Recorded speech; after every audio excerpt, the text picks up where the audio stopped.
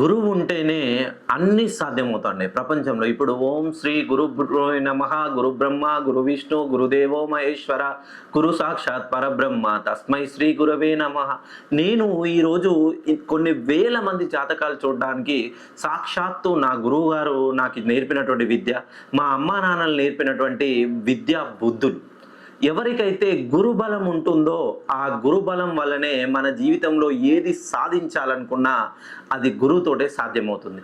ఒక పక్కా ప్రణాళిక, ఒక స్కెడ్యూల్, ఒక ఎవాల్యుయేషన్ ఈ రెండు ఉంటేనే మన జీవితంలో మనం అనుకున్నంత స్థాయిని ఎదగగలుగుతాం.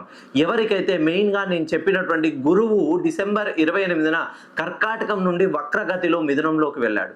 ఎప్పుడైతే గురువు 2, 5, 7, 9, 11 ఈ స్థానాల్లో ఉంటాడో వాళ్ళకి మాత్రమే గురువుకు సంబంధించిన బలం ఉండి వాళ్ళు ఏ పని ప్రారంభించినా ఆ ప్రారంభంలో విజయం చేకూరుతుంది. మెయిన్గా కన్యా రాశి వాళ్ళు కానీ, కర్కాటక రాశి వాళ్ళు కానీ, వృశ్చిక రాశి వాళ్ళని గురు బలం పెరగడానికి మెయిన్గా నేను ఒక రెట్రో స్టోన్ చెప్తాను.